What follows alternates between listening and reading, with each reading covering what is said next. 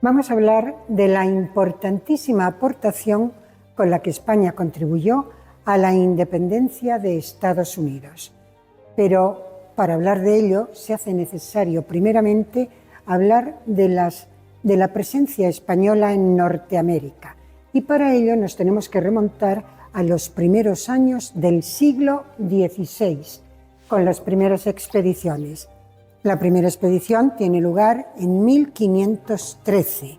Juan Ponce de León exploró la Florida. Vienen después otras expediciones posteriores, como Francisco Garay, en 1519, exploró toda la zona del Golfo de México, acompañado por Álvarez Pineda, quien levantó el primer mapa de la zona. Posteriormente, Vázquez Ayllón se adentró en 1522 en los territorios que hoy conocemos como Carolina del Norte y Virginia, y lo denominó Tierra de Chicoria. Más tarde, Esteban Gómez llegó hasta la provincia canadiense de Nueva Escocia. En 1527, Pánfilo de Narváez, acompañado por Alvar Núñez Cabeza de Vaca, llevó a cabo una expedición durante 8 años desde la Florida hacia el oeste. En 1539, Hernando de Soto exploró toda la costa occidental de la Florida. En 1540, Vázquez Coronado se adentró en Arizona, Kansas, Texas, Oklahoma, Nuevo México. Y finalmente, ya esta expedición por mar, en 1542, de Rodríguez Cabrillo, exploró todas las costas del Pacífico a lo largo de California y además trató de localizar ese paso por el norte que une los dos océanos, Atlántico y Pacífico. Debemos decir que estas tierras que se estaban explorando eran unas tierras pobres, no tenían riqueza, eran tierras pantanosas, por lo que se hacía muy difícil el asentamiento estable y la fundación de ciudades. Primero, por la extensión del terreno, segundo, por la climatología extrema y también por la hostilidad de los nativos. Para llevarlo a cabo, la corona se valió de ¿qué? El presidio defensivo, la misión, el rancho y en ocasiones la inserción en poblados de nativos ya existentes. Por otra parte, todos estos descubrimientos y asentamientos se pueden rastrear por las colecciones cartográficas del Museo Naval, que cuentan con las mejores del mundo. Respecto al abastecimiento y comunicación entre los distintos asentamientos, estos, ¿cómo se llevaba a cabo? A través de los caminos reales. El primer camino fue el camino real de tierra adentro, que comunicaba la Ciudad de México con la ciudad de Santa Fe, en Nuevo México. También las rutas fluviales fueron muy importantes, fundamentalmente el Mississippi. Desde que Cristóbal Colón llegó a estas tierras, se llevaron a cabo asentamientos estables y fundación de ciudades, configurando todo el imperio español a través de un sistema virreinal. El primer virreinato fue el Virreinato de Nueva España, el más grande, que se creó en 1535. Este virreinato comprendía todo Centroamérica, Norteamérica, México, Kansas, Arizona, Oklahoma, Texas, Nuevo México, California, Florida, Montana, Oregón, Washington, Alabama, es decir, muchísimos estados de Estados Unidos actual, y además todos los territorios de la Columbia canadiense, todo el Caribe, islas Filipinas y también muchísimas islas del Pacífico, Carolinas, Marianas, etc. Las primeras ciudades que se fundan en estos territorios fueron, la primera ciudad fue la ciudad de San Agustín, en 1535, fundada por Menéndez de Avilés, que le vemos a mi izquierda, Menéndez de Avilés. En 1598 se funda por Juan de Oñate la ciudad de Santa Fe, en Nuevo México. También Vázquez Ayllón fundó la ciudad de San Miguel de Guadalupe, en Virginia. Ahora vamos a hablar un poquito de los ingleses. Los ingleses llegaron a Norteamérica 100 años más tarde que los españoles. Las primeras colonias británicas se establecen en Virginia en el año de 1607. Por otra parte, en el siglo XVIII, a principios del siglo XVIII, se disputaban en Norteamérica las tres grandes potencias navales europeas, España, Francia e Inglaterra. Pero es un hecho cierto que España dominaba todo el continente americano, desde el sur hasta prácticamente Alaska. Gracias a los casi 3 siglos que duró este proceso de asentamientos, Estados Unidos se pudo servir de esta infraestructura para su expansión. Hablemos ahora un poquito de la cultura española. La cultura española en Estados Unidos. No es de extrañar que hoy en día todavía se siga apreciando la cultura material e inmaterial española en Estados Unidos. España importó a estas tierras una nueva ganadería, ganado ovino, ganado porcino, el caballo importantísimo.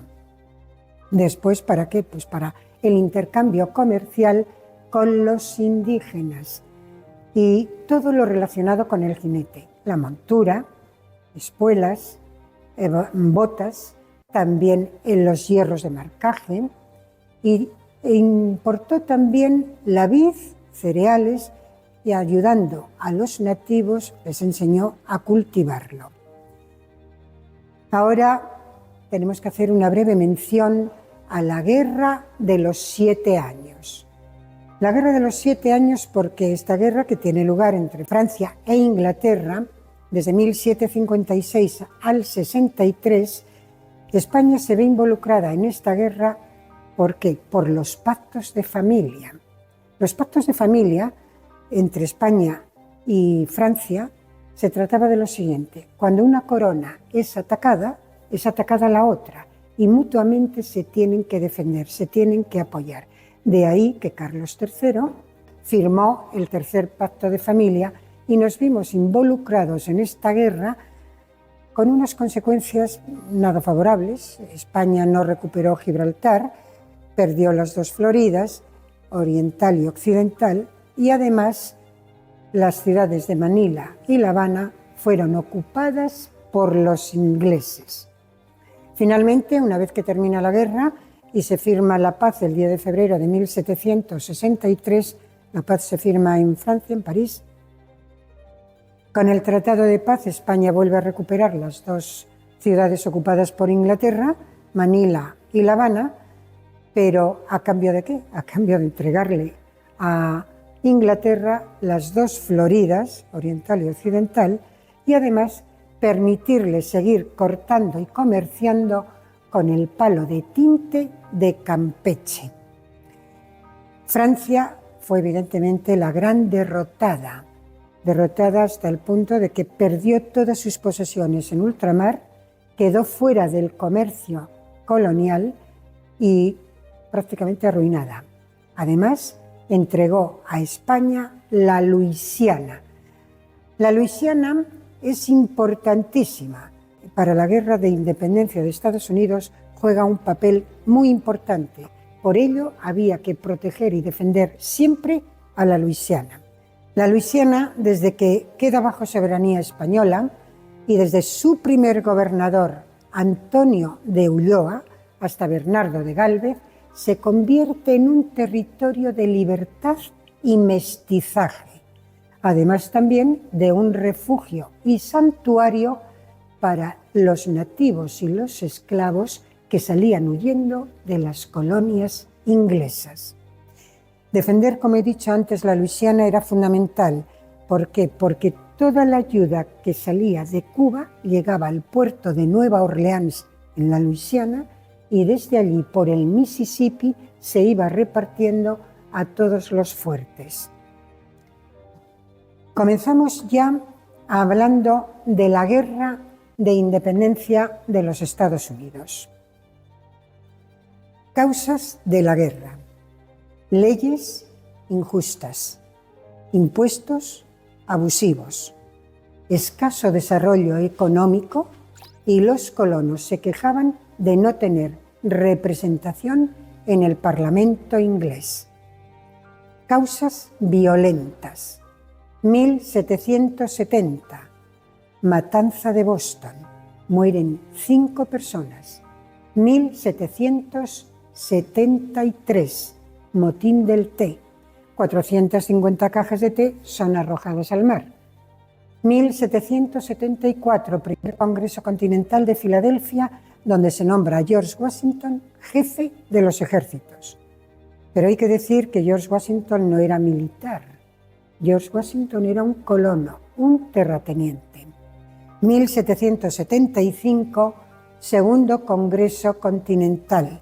Se nombra un comité compuesto por 3 personas, Franklin, Arthur Lee y Silas Day. ¿Para qué? Para venir a Europa en busca de apoyo político, económico y militar. 4 de julio de 1776, Declaración de Independencia. Esto deja de ser una crisis colonial para traducirse y convertirse en una guerra internacional. Francia, después de la Guerra de los 7 años, donde quedó prácticamente arruinada, tenía un afán de venganza contra Inglaterra brutal y quería entrar de lleno en la guerra. Pero el rey Carlos III, era más prudente y, primero, no le interesaba a España entrar de lleno en la guerra. ¿Por qué? Porque teníamos grandes intereses comerciales en el Golfo de México y en el Caribe.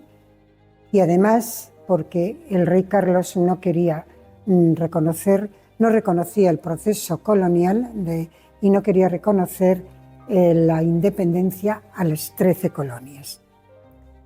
Sin embargo, la corona española veía la posibilidad de derrotar a su eterno enemigo, Inglaterra. No obstante, la entrada de España y la aportación de España en la Guerra de la Independencia, en primer lugar, se hace con ayuda encubierta. Ayuda encubierta a través también de la ayuda diplomática y del espionaje. La ayuda encubierta consistía en ¿qué? Pues se les aportaba a los colonos. Los colonos en el interior no tenían de nada, mientras que Inglaterra dominaba las ciudades del litoral.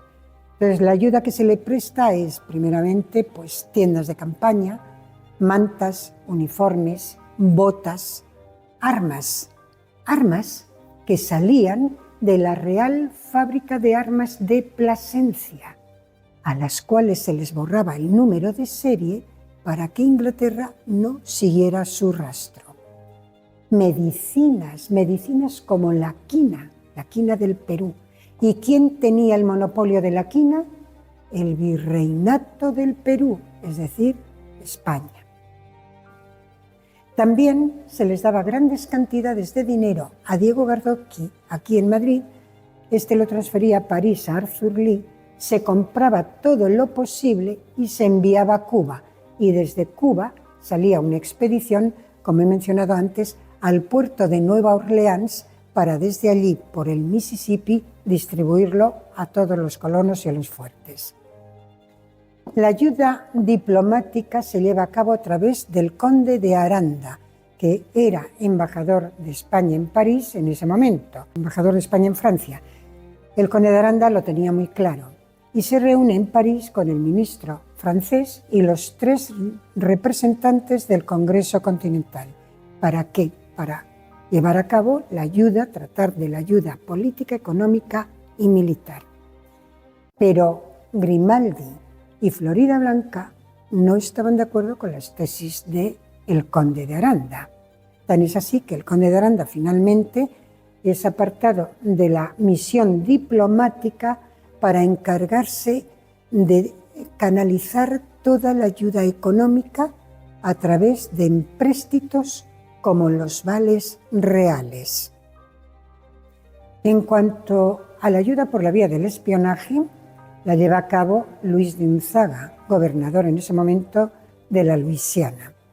A él se le debe todo ese entramado clandestino importantísimo de información, todo es de espionaje y de ayuda a los ejércitos coloniales. A partir de 1776, finales de 1776, la guerra comienza a dar un cambio para mejor. George Washington comienza a tener éxitos militares, toma Trento, Princeton y, sobre todo, en octubre de 1777, esa gran batalla de Saratoga. Después de la victoria de Saratoga, George Washington dijo ante el Congreso Continental, ante los representantes del Congreso, dijo: señores, nuestra situación depende de los acontecimientos navales. Si Francia y España no entran en la guerra y fundamentalmente España no apoya nuestra causa y entra en la guerra, la independencia hoy se hace imposible. Palabras de George Washington. Pues bien, Francia, después de las palabras de Washington, ya entró de lleno en la guerra en febrero de 1778 y el rey Carlos III, por aquello de los pactos de familia, se vio obligado a declarar la guerra a Inglaterra el 22 de junio de 1779. La intervención de España en esta guerra se traduce ¿en qué? En la recuperación de los territorios perdidos con la Guerra de Sucesión, continuar con el comercio en todo el Caribe y Golfo de México y el dominio de la industria maderera en Centroamérica, expulsando de la zona a las compañías británicas. Esta guerra fue fundamentalmente marítima. España entra en la guerra con fuerza, con superioridad y atacando. ¿Por qué? Porque no tenía que defenderse. El escenario bélico lo marca la combinada España-Francia. 4 escenarios bélicos simultáneos. Canal de la Mancha, Gibraltar, Menorca y Golfo de México. Simultáneos. ¿Esto qué hacía? Que la Royal Navy, la importante y gran armada de la inglesa, tenía que dividirse a la vez en 4 escenarios. Comenzamos con el Canal de la Mancha. El Canal de la Mancha, la escuadra española al mando de don Luis de Córdoba y Córdoba, que lo vemos a mi derecha, y con su buque insignia, el Santísima Trinidad. La escuadra francesa estaba al mando de d'Orvilliers. Ambas escuadras conformaron una de las mayores armadas de la historia. Tan es así que los ingleses se vieron obligados a refugiarse en Plymouth. Esto unido a que Luis de Córdoba y Córdoba había apresado un buque inglés, provocó el pánico entre los ingleses que condujo al cierre de la Bolsa de Londres. Un triunfo impresionante. Esto era verano del 79. Vamos con el verano del año 80, año siguiente. Luis de Córdoba y Córdoba pudo apresar en una sola acción 55 de las 58 velas inglesas. ¿Gracias a quién? Gracias a la ayuda que le prestó otro gran marino español, José de Mazarredo, que le pudo decir el lugar exacto, meridiano 42, donde podía hacerse con estas 55 velas y 1.000.000 de libras esterlinas. Inglaterra sufrió en el siglo XVIII la mayor pérdida de velas inglesas en una sola acción, a manos de España, de Luis de Córdoba y Córdoba. En el año 82, verano del 82, vuelvo a insistir en que eran simultáneos todas las intervenciones. En el año 82, Luis de Córdoba y Córdoba pudo apresar 18 buques ingleses. Bien, vamos a pasar a hablar de Gibraltar. Gibraltar era una pieza fundamental para España. Fundamental, tan es así que en el Tratado de Aranjuez se dijo que ningún aliado borbónico depondrá las armas ni firmará absolutamente nada sin la restitución antes de Gibraltar a España. En Gibraltar se pensó en un bloqueo por tierra y por mar, por tierra al mando de Sotomayor con 13.000 hombres y por mar con la escuadra de jabeques del almirante don Antonio Barceló. Para ayudar a este bloqueo se conforma también otra escuadra al mando de Lángara. Pero mientras tanto en Plymouth se estaba reorganizando un convoy para ayudar a Gibraltar. Este convoy lo mandaba Rodney. Cuando sale Rodney de Plymouth se encuentra con Lángara en el Cabo de Santa María y tiene lugar el enfrentamiento. La diferencia de fuerzas era extraordinaria. Rodney disponía de más de 20 buques y 6 fragatas, mientras que Lángara solamente tenía 11 buques y 2 fragatas. Tan es así que Rodney apresó 6 buques españoles, entre ellos el buque insignia de Lángara, el Fénix, y hundió un barco español y por ende, además, entró en el Peñón. En el año siguiente, verano del 80, se plantea la posibilidad de llevar a cabo un bombardeo por tierra y por mar. En este bombardeo por mar se utilizan las lanchas cañoneras de don Antonio Barceló. Lanchas cañoneras que en un principio causaron algo de risa, extrañeza, porque eran muy pequeñitas, pero sin embargo tuvieron un gran acierto. Primero, no eran detectables, muy poco detectables de noche, y además se movían con mucha facilidad. Esto hizo que los ingleses tuvieran que gastar muchísima munición y el Peñón llegó en un momento dado a quedarse en una grave situación. En el año siguiente, 81, Derby consiguió entrar con toda su escuadra en el Peñón. Finalmente, en el año 82, verano del 82, se sustituye a Sotomayor por el duque de Crillon, que acababa de venir de Menorca de un gran triunfo. El duque de Crillon puso como condición que las fuerzas navales fueran mandadas por Buenaventura Moreno, que venía con él de Menorca de un gran éxito. La derrota fue total. Y nuevamente se sustituye a Crillon y Sotomayor y vuelve a tomar el mando de las fuerzas navales de bloqueo al Peñón de Gibraltar el almirante Barceló. Vamos ahora a hablar de Menorca, el escenario de Menorca. Menorca, verano del 81. Se nombra como comandante en jefe de Menorca al duque de Crillon. Y el duque de Crillon versó todo el proceso en el factor sorpresa. Ni siquiera se lo comunicó al conde de Aranda, que era el embajador de España en Francia, ni tampoco al comandante naval Buenaventura Moreno.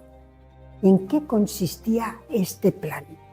Nada más y nada menos que en un desembarco simultáneo en Ciudadela, norte y sur de Mahón, y el grueso de las tropas en Cala Mezquida.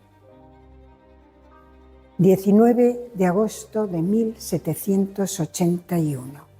Tiene lugar el desembarco en Ciudadela, en Cala Mezquida y Alcaufar, y se toma la ciudad, Mahón y su arsenal, sin oposición por los ingleses que salen huyendo al castillo de San Felipe. Para la toma del castillo de San Felipe se contó con la ayuda de unos expedicionarios franceses que desembarcaron en Fornells y finalmente se toma el castillo el 6 de enero de 1782. El rey Carlos III conmemora este día la Pascua Militar, ahí comienza la Pascua Militar, en memoria y conmemoración de la toma del castillo y recuperación de Menorca. Pasamos ahora a hablar del escenario americano. A principios del año 77, en enero, el ministro de Indias, José Gálvez, nombra gobernador de la Luisiana a su sobrino Bernardo de Gálvez. Al año siguiente, 1778, el ministro de Indias, José Gálvez, nombra a su hermano Matías Gálvez capitán general de Guatemala. Guatemala era otro centro importantísimo, un espacio vital. ¿Por qué era Centroamérica un espacio vital? Porque los ingleses tenían pequeños asentamientos en la zona y además extraían el palo de tinte de Campeche por piratas ingleses que lo llevaban a Jamaica y desde allí a Gran Bretaña. El palo de tinte era muy codiciado en Europa por el color, sobre todo el negro, que se extraía del palo de tinte. La industria ya en Inglaterra comenzaba textil, comenzaba a florecer y por eso los ingleses estaban extrayendo el palo de tinte.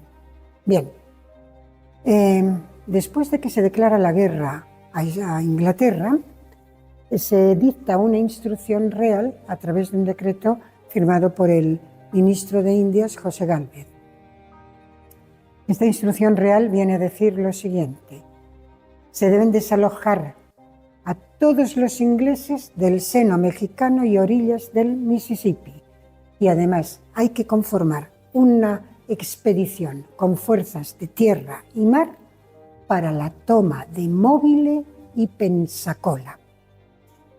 Verano del 79. Bernardo de Gálvez, aprovechando el factor sorpresa y antes de que los oficiales ingleses tuvieran noticia de que se había declarado la guerra, preparó una expedición y tomó distintos fuertes ingleses, entre ellos el de Baton Rouge y otros más pequeños.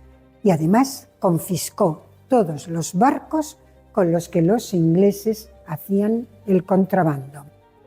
En esta toma de fuertes, Bernardo de Gálvez estaba en inferioridad de fuerzas frente a los ingleses.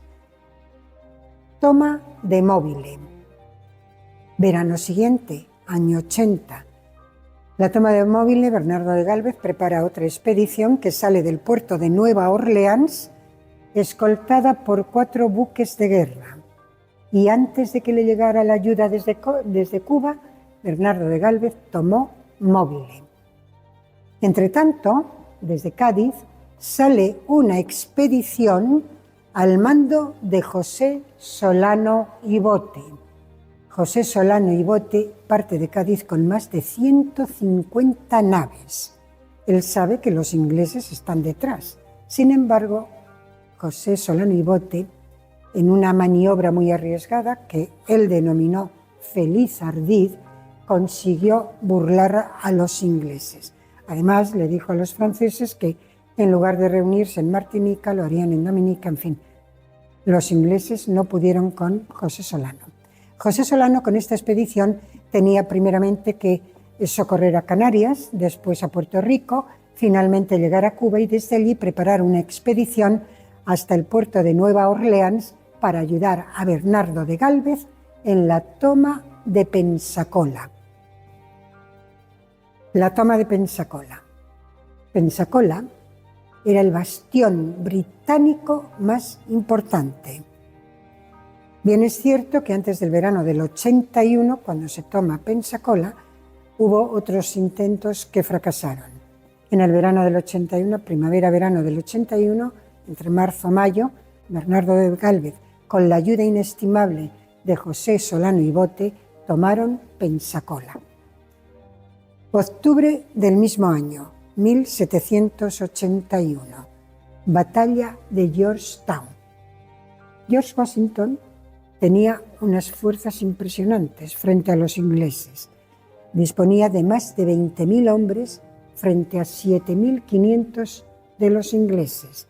Además, más de 40 naves, etc. ¿Pero qué ocurre? Que no tenía dinero para pagar a los soldados. ¿Y de dónde sale el dinero para pagar a los soldados? Pues nuevamente del ministro de Indias español, y la generosidad de la población hispana de La Habana se consiguió reunir en muy poco tiempo todo el dinero para dárselo a Washington y poder pagar a los soldados. Evidentemente, si los soldados no cobran, no salen a pelear. También en esta ayuda dineraria contribuyó parte del dinero que estaba destinado a terminar la Catedral de Málaga, que no se concluyó porque el dinero destinado a ella se lo mandaron a Washington, a George Washington. Fin de la guerra. Nos encontramos ya a principios de 1782. Los ingleses, después de los pocos éxitos militares que habían tenido y la cantidad de dinero que les estaba costando la guerra, la Cámara de los Comunes trata de llegar a acuerdos de paz con los enemigos, pero individualmente, porque así conseguiría, parece ser, más beneficios.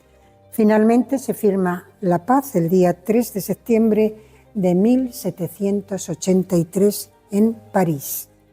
Ese mismo día, Inglaterra firma acuerdos de paz con todos, pero por separado.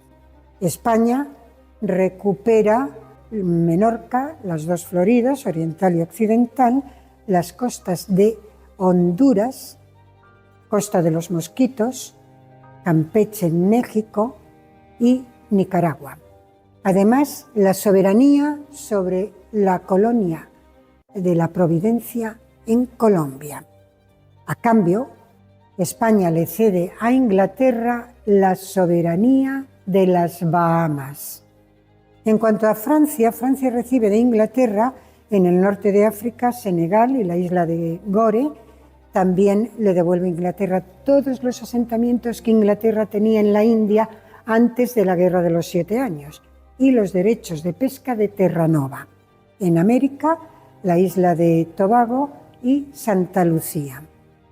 Francia quedó satisfecha. ¿Por qué? Porque había conseguido su objetivo, vengarse de Inglaterra, después de que Inglaterra pierde todas sus colonias en ultramar y además grandes enclaves comerciales para el comercio mundial.